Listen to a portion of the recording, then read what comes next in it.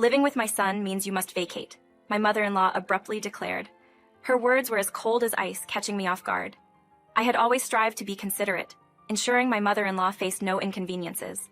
However, it became apparent that my efforts went unnoticed. There were instances when she treated me poorly, leading to a growing resentment. In a moment of frustration, I found myself expressing a willingness to leave. It wasn't my initial intention, but it felt like an honest reflection of my true emotions. With my husband away on a business trip, I realized the only one truly affected by my departure would be my mother-in-law. The luxurious city life she enjoyed was, in part, because of my contributions. These thoughts led me to decide to leave the house.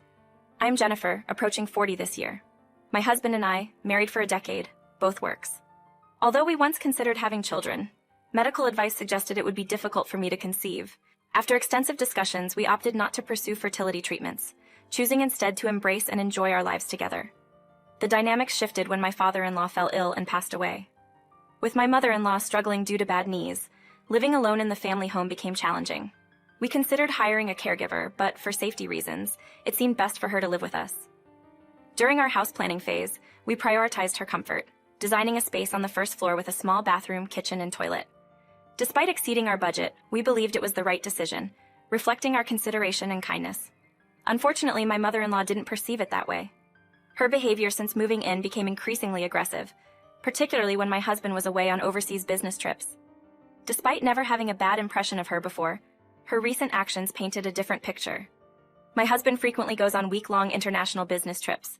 On the day he mentioned his upcoming trip, I saw him off early in the morning and began preparing for work. Suddenly, my mother-in-law's loud voice echoed from downstairs, demanding my immediate presence. Confused, I hurried to the first floor, only to find everything seemingly normal. She was sitting in the living room watching TV. I assumed there was an emergency, but she insisted I make her breakfast. This was unusual, as my husband and I both had full-time jobs, and she usually prepared her own meals. I wondered if something was wrong with her, suggesting she see a doctor, but she insisted she was fine. She expected me to take care of her, claiming that in some households wives served 3-course breakfasts every morning. I explained our working situation, but she ignored me, turning up the TV volume in frustration. Sensing her lack of interest, I chose to stay silent that day. Upon returning home from work, I found her waiting for dinner. I had made her favorite lasagna, but she criticized it for being too salty and threw the entire meal in the trash.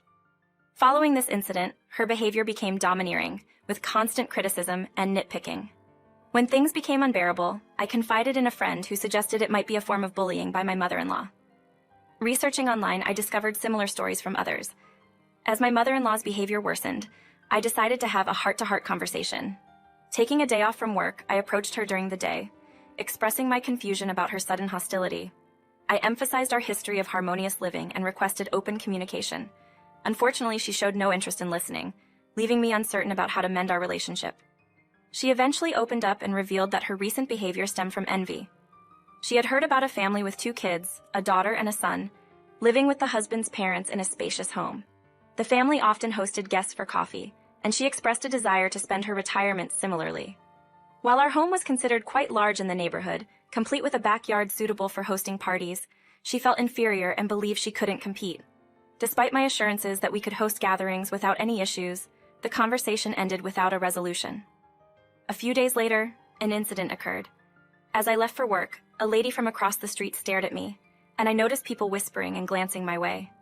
Concerned that something might be amiss with my attire or makeup, I checked but found nothing.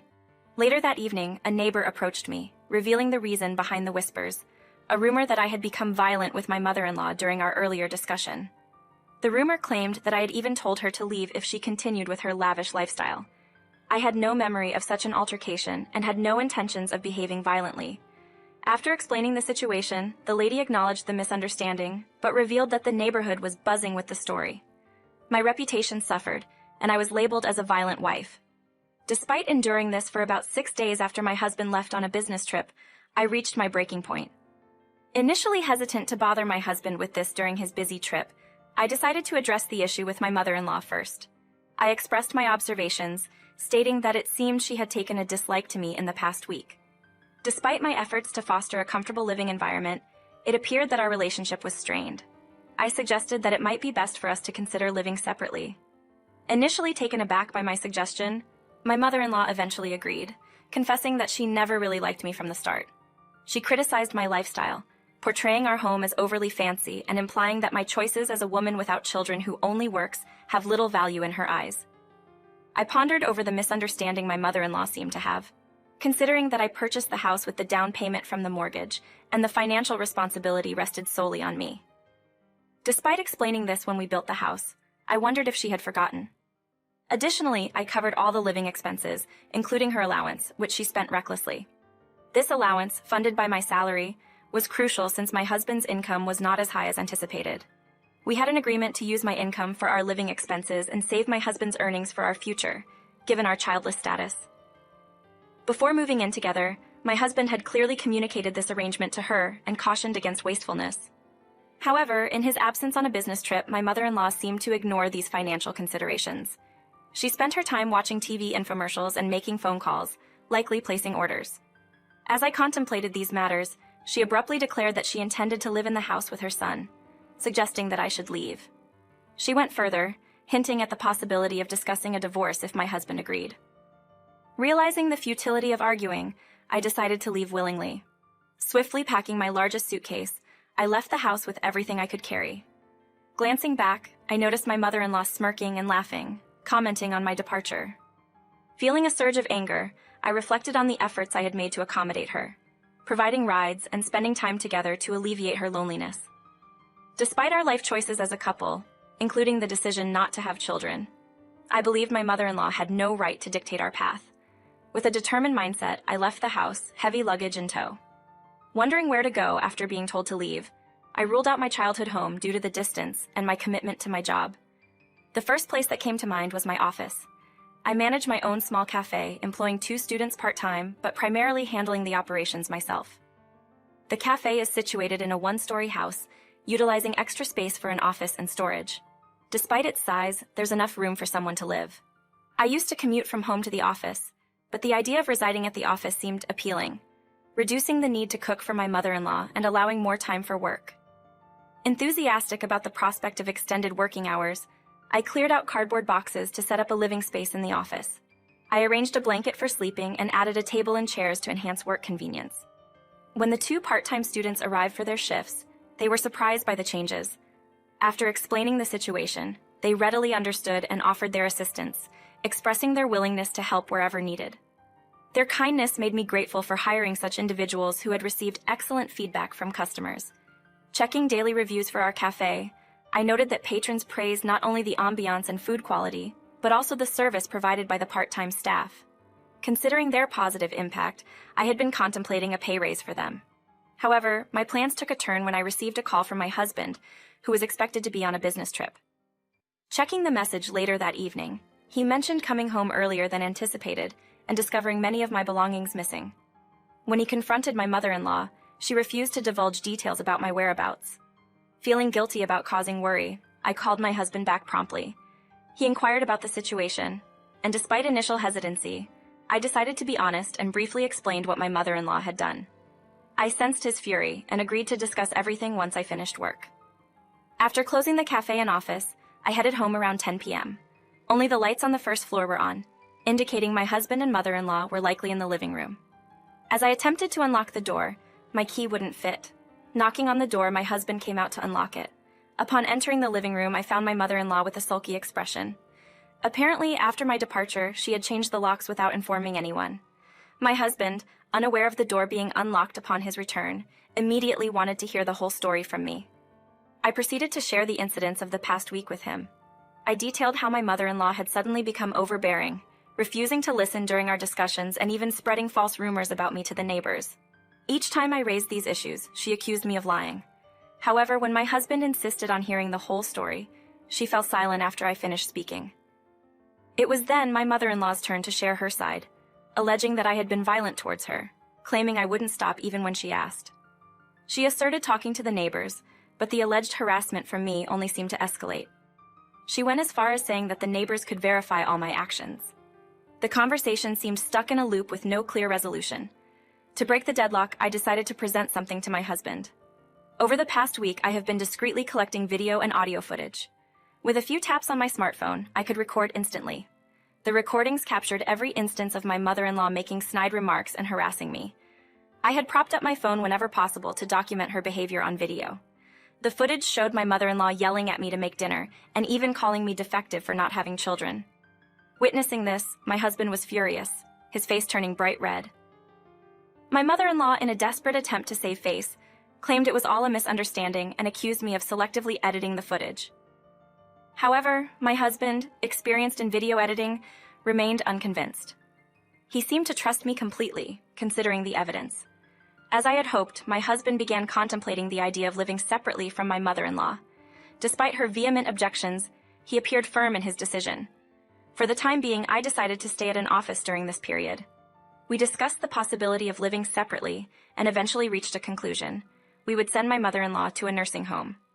Though we had initially been against this idea, my husband explained that with her bad knee and both of us working, we couldn't provide her with the necessary attention for her well-being.